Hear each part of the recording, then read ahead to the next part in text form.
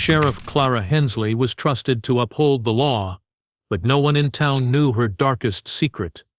Michael Hensley, her charming yet reckless brother, was admired by many, but the truth tied them together in a way too disturbing to imagine. Lena and Sammy, Clara's beloved children, grew up never knowing who their father really was. And Rebecca Cole, a determined journalist, was about to uncover a story so shocking it would end in blood. What began as whispers of a hidden past spiraled into betrayal, fear, and a murder that shattered everything. Sheriff Clara Hensley had always been seen as a pillar of her community. She was the kind of figure people trusted instantly, with her steady gaze and calm manner that gave reassurance even in tense situations. For years she had walked the quiet streets of her small town in uniform, solving disputes, handling crises, and keeping order without ever showing cracks in her resolve. To the townspeople, she was more than an officer. She was proof that strength could come wrapped in kindness. Yet, behind her uniform and smile, there was a life carefully locked away, a past she never allowed anyone to touch. At the center of her guarded existence were her children, Lena and Sammy.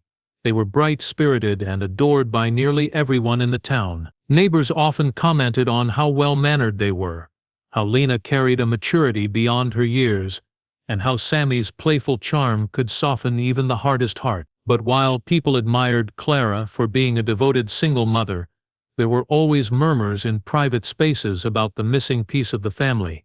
No one had ever seen the children's father. No name was written on any school form. The story Clara had shared, that he had abandoned her before the children were born, was accepted publicly, but not entirely believed. Small towns always found ways to keep rumors alive, and Clara was not immune to whispers.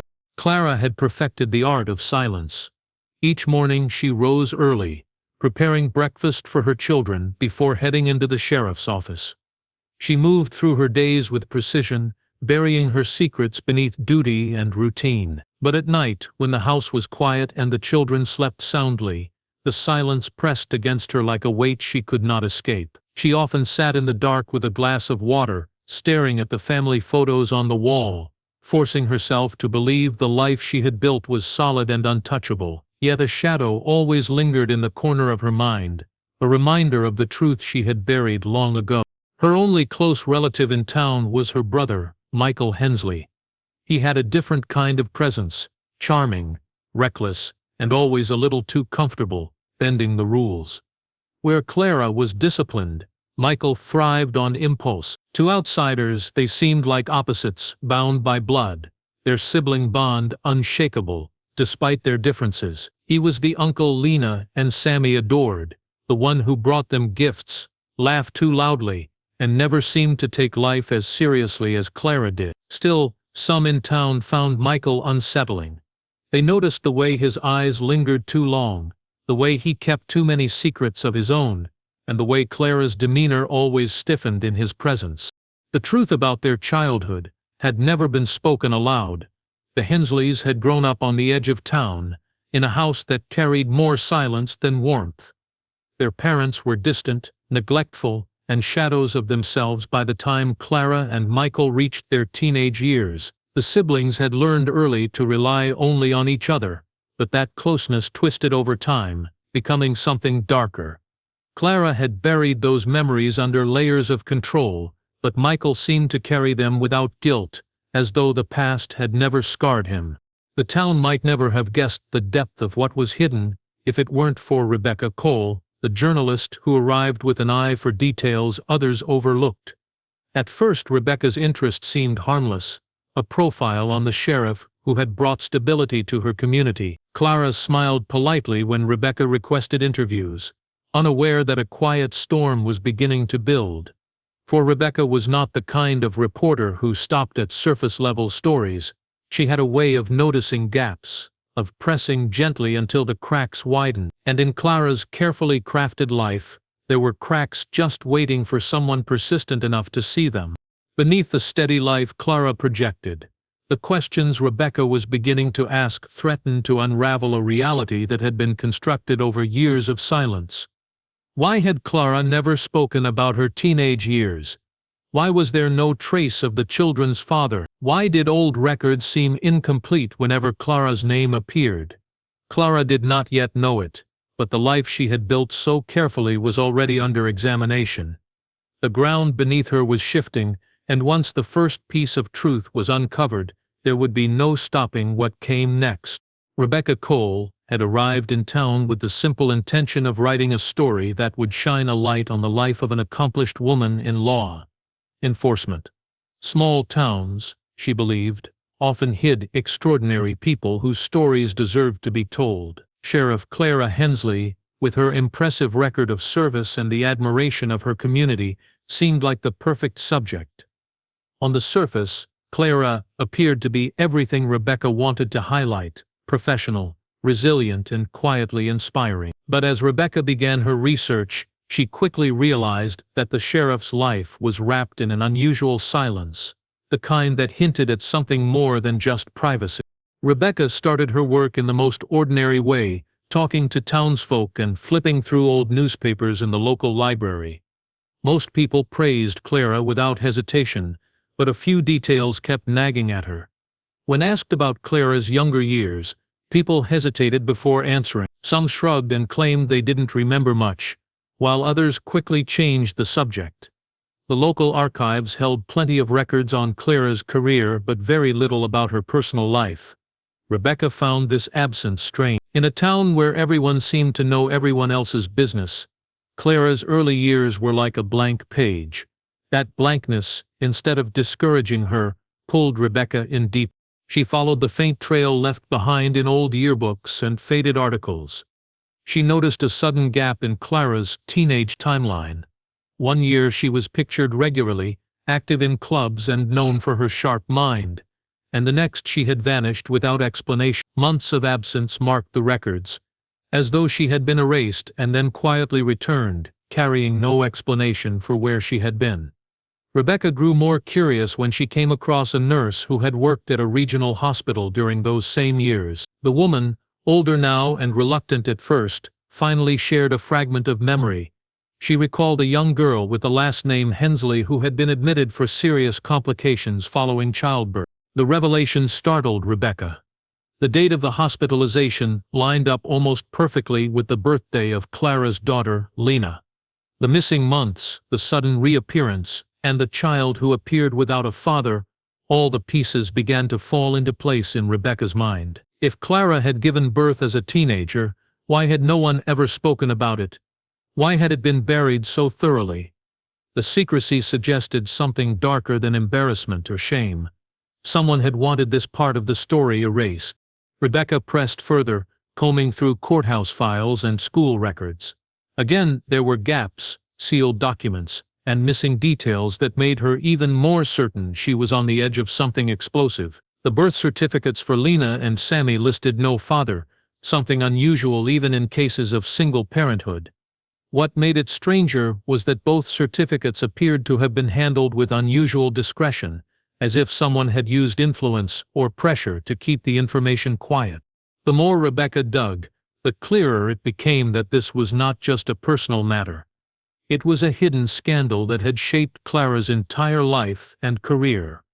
Rebecca's instincts told her that the truth was tied not only to Clara's past, but also to the presence of her brother, Michael. She had noticed the subtle way people spoke of him, admiring yet cautious, as though they respected his charm, but distrusted the shadow that followed him. There was something unspoken in the way townsfolk's voices shifted when his name was mentioned, as if they knew more than they were willing to admit. Rebecca began to see the faint outline of a story far more disturbing than the uplifting profile she had planned to write. She pictured Clara as a teenage girl, suddenly gone from school, then returning with silence stitched tightly around her. She imagined the weight of carrying children, whose father remained a ghost, a figure no one was allowed to name. Every instinct told her that Michael was the missing piece in this puzzle, the one detail that could turn suspicion into revelation. But Rebecca also understood the danger of what she was uncovering.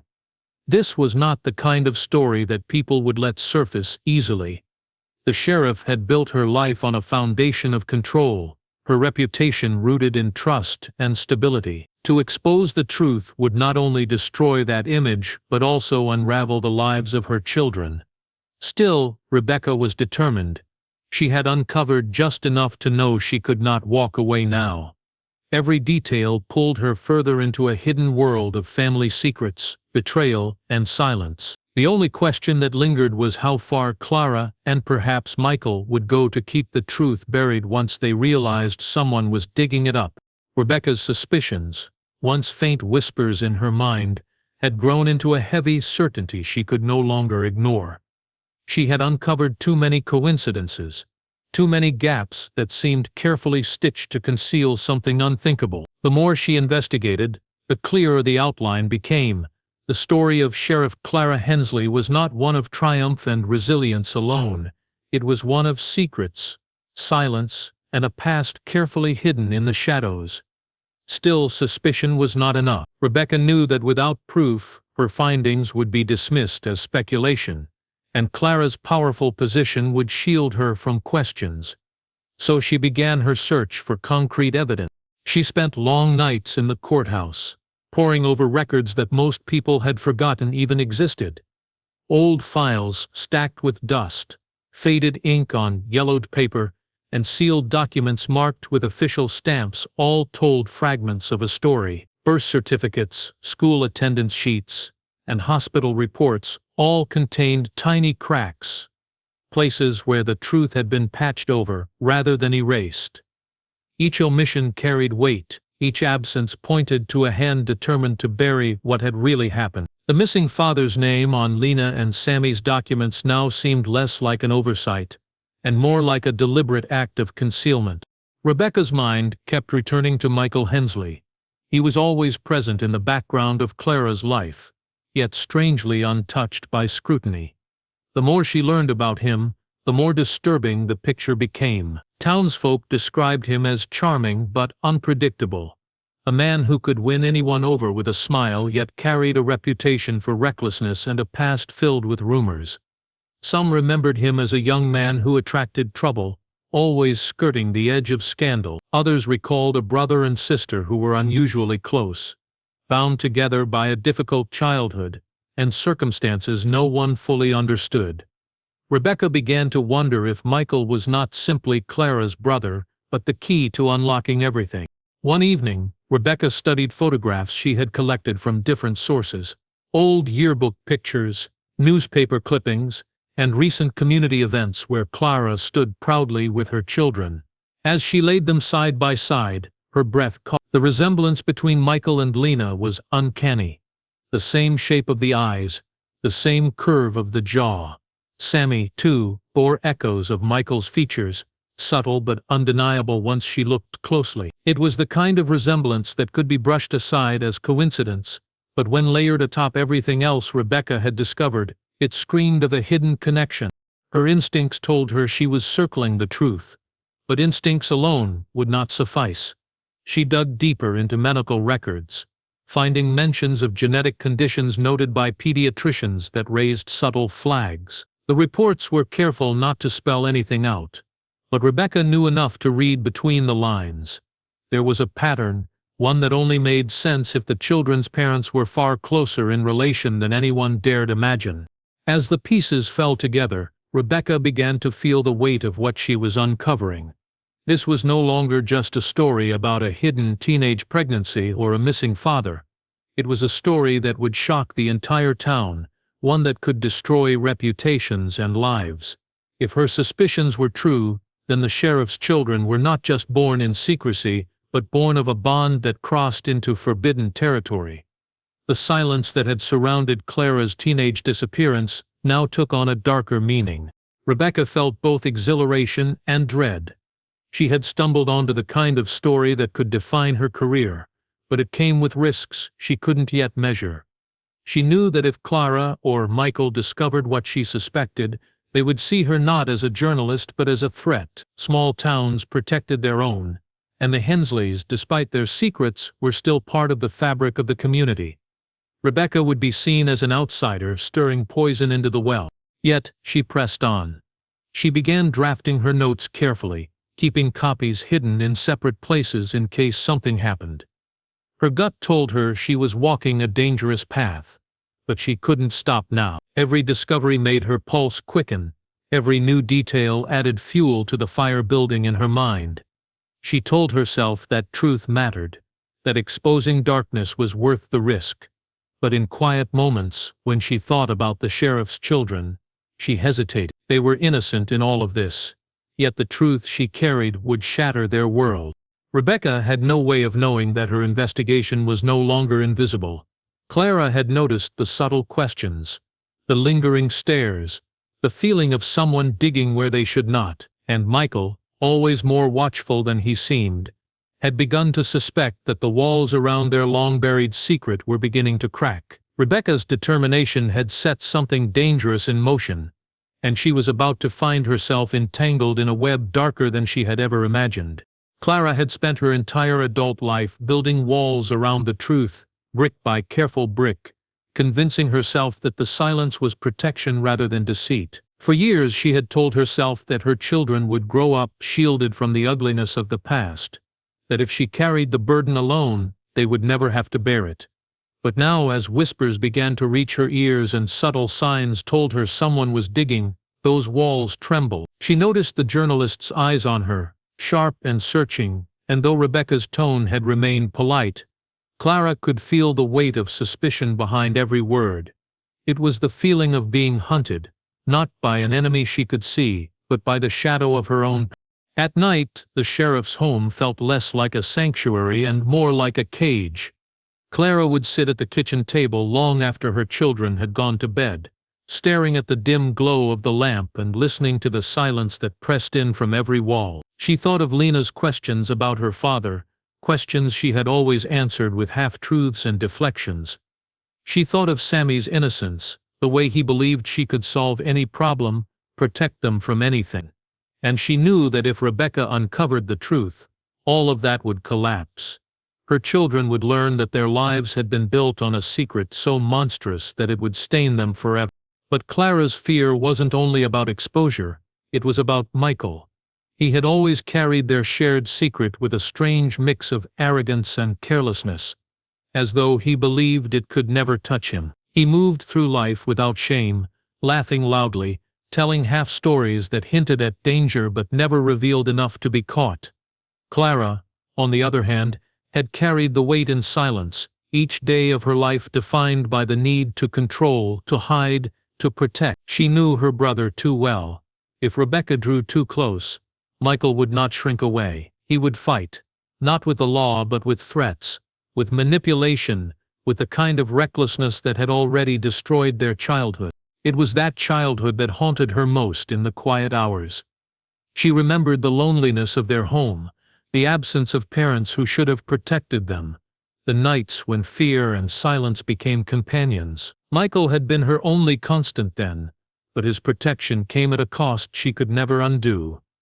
What had begun as reliance had twisted into something darker, something she had never spoken aloud. She remembered the first time she realized she was carrying his child, the despair and horror mixed with a paralyzing certainty that no one would believe her if she tried to tell. At 16 she had chosen silence, believing that secrecy was the only way to survive.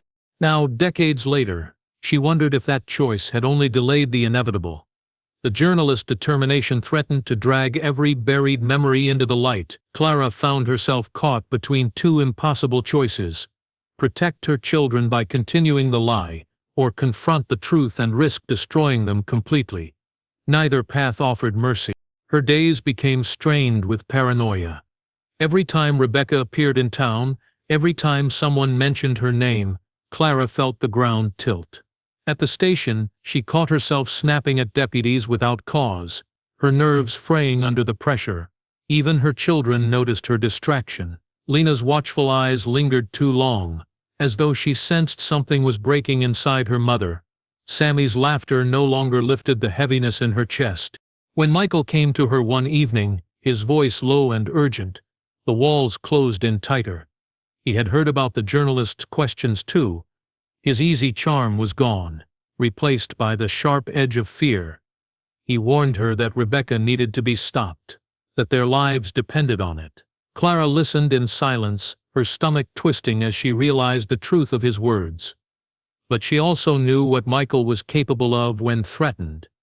If Rebecca didn't stop digging, it would not only be the secret that was at risk, it would be lives.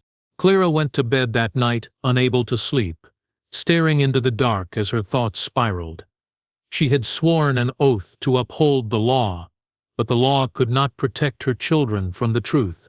The law could not erase the blood that bound them to Michael. And in the deepest corner of her mind, where she rarely let herself wander, a terrible question surfaced.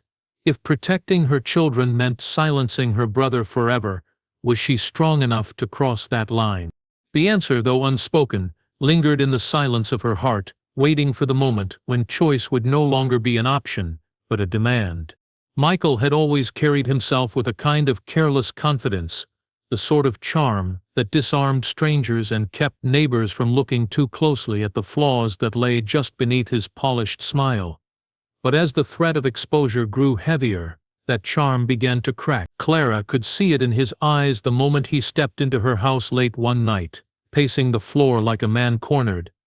His voice, usually smooth, carried a sharp edge as he spoke of Rebecca, of the danger she posed, and of the secret they had managed to keep buried for so many years. For the first time in a long while, Clara saw fear in her brother, and it chilled her. Fear in Michael did not lead to caution, it led to desperation. She tried to calm herself, tried to listen, but his words cut through her resolve. He reminded her of the past, of the choices she had made, of the children who would not exist if not for him. He spoke as though he owned a part of her life, as though her silence had always been proof of loyalty instead of survival. Clara felt her chest tighten with rage and despair.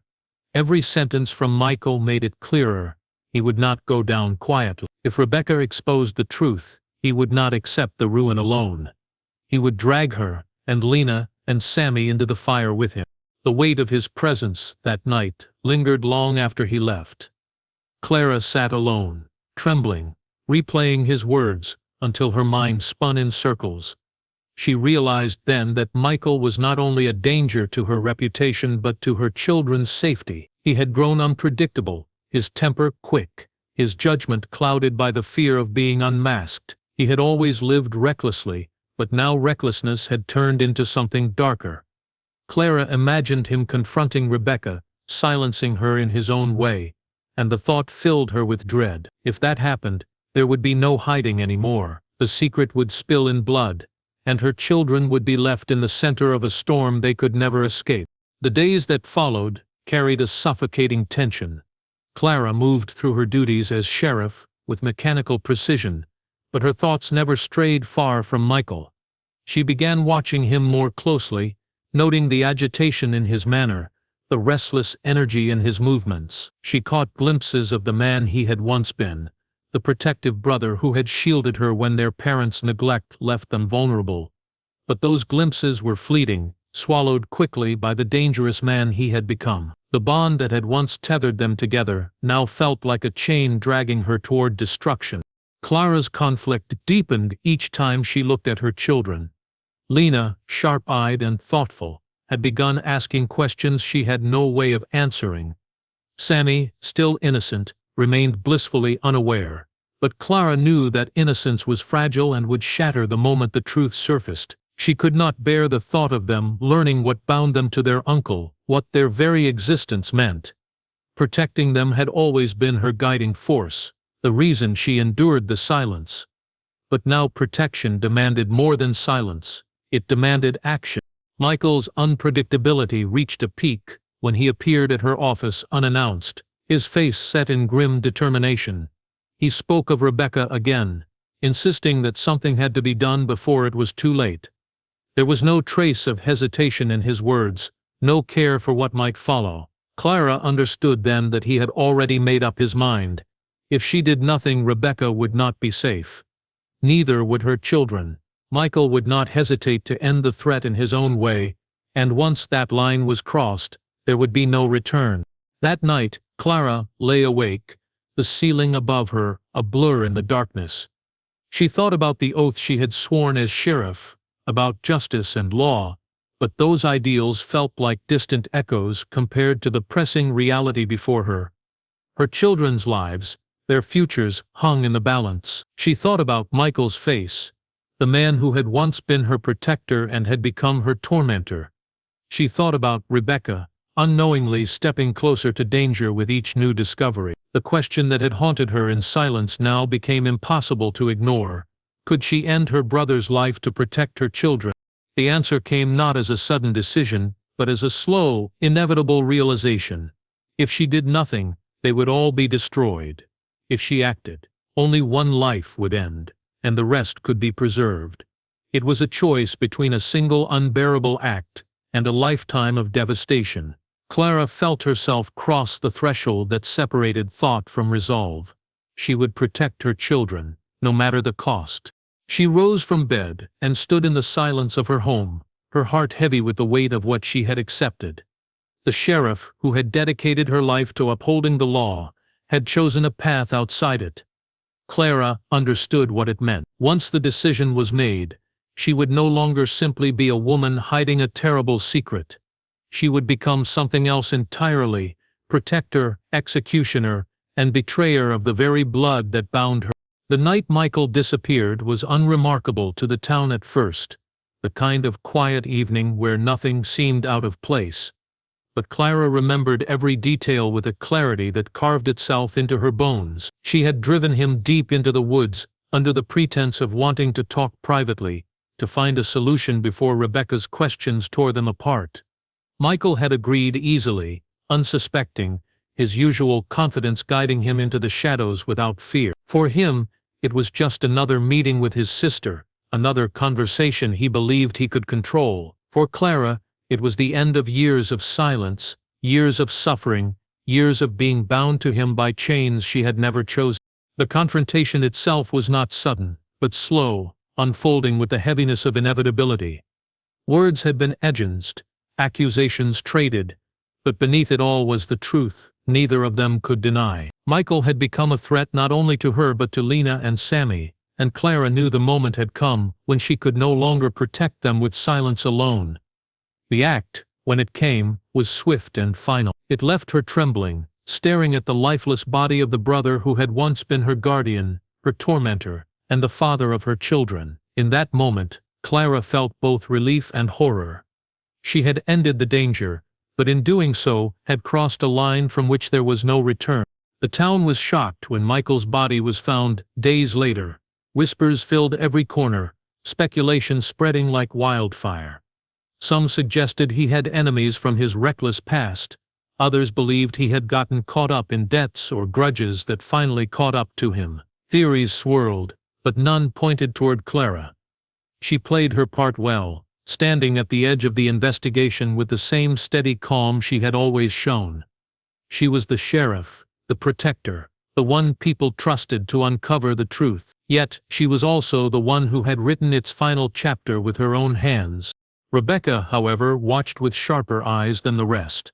She noticed the way Clara's calmness felt rehearsed, the subtle stiffness in her movements, the way she avoided questions about her brother's last known whereabouts. To Rebecca, the pieces she had already gathered began to shift into alignment. She had been close to exposing the truth of the children's parentage, but Michael's sudden death gave the story a darker shape. What if the sheriff herself had silenced the man who carried the other half of the secret? What if the murder was not the work of a stranger but of blood? She returned to her notes, her photographs, her files, and the conclusion she reached filled her with both dread and certainty. The resemblance between Michael and the children, the gaps in Clara's teenage years, the hospital records, the sealed documents, all of it pointed to a truth almost too horrific to put into words. Michael was more than an uncle to Lena and Sammy, he was their father. And the sheriff, who had sworn to uphold the law, had killed him to ensure that truth would never see daylight. Rebecca wrestled with the decision of what to do next. To expose the truth would destroy not only Clara but also the children, who were innocent in every way. Yet to remain silent meant allowing a murder to remain hidden, an act of justice twisted into personal vengeance. It was a moral trap with no clean escape. Rebecca understood that whichever path she chose, the story would never leave her. The truth had already lodged itself in her mind, unshakable and damning.